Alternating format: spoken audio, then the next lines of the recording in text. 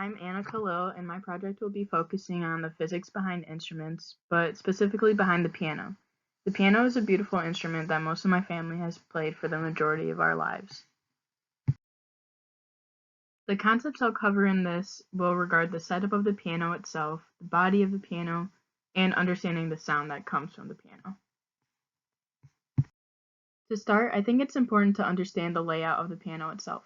The grand piano we have in my house consists of 88 keys, which can be seen on the left, that when pressed on, leads a hammer to strike a string in the body of the piano, which is on the right. On the left, you can see mine and my family's most common music.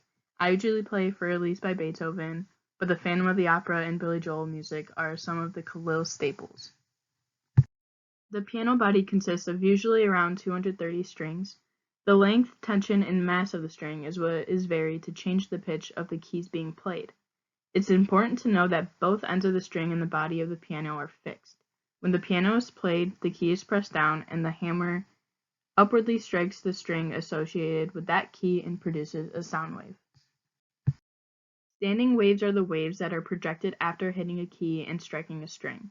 Different frequencies of these standing waves are what produces different notes.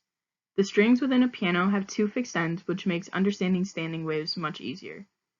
For these kinds of standing waves, the relationship between wavelength and frequency can be seen as frequency times wavelength equals velocity. Each sound wave is made up of nodes and antinodes, and as the amount of these differ, you end up with different harmonics. So essentially, different harmonics differ on the number of nodes and antinodes, which provide different wavelengths and frequencies, which classify different harmonics. As I mentioned earlier, the length, tension, and mass of the spring is what is varied to change the pitch of the keys being played. All of these variables correspond to the changing frequency between the keys, and the different frequencies of each string that is played is responsible for the different notes. The shorter and longer a string is, the faster it will vibrate, producing a higher pitched sound. Oppositely, if the string is longer and heavier, then it will produce a deeper, lower sound. A few other things that are responsible for the different notes being played are how hard the keys are pressed. The lighter you press on a key, the quieter the sound produced will be, and oppositely, the harder a key is pressed, the louder and more prominent the resulting sound will be.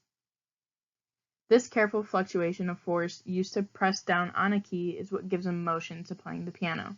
You'll be able to feel the sound and feel the music. Additionally, there are 3 pedals at the foot of the piano that can further alter the sound produced after playing a key. The one furthest to the right is called the sustain pedal.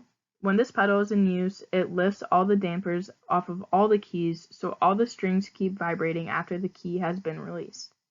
I like to think about it like the sustain pedal melts all the music together. On the left side, we have the soft pedal. Usually when keys are played, the hammer strikes 2 or 3 strings and projects a loud sound. When the soft pedal is used, it shifts the keys so that when the hammer strikes, it only strikes one string, and this results in a softer sound, but still the same note.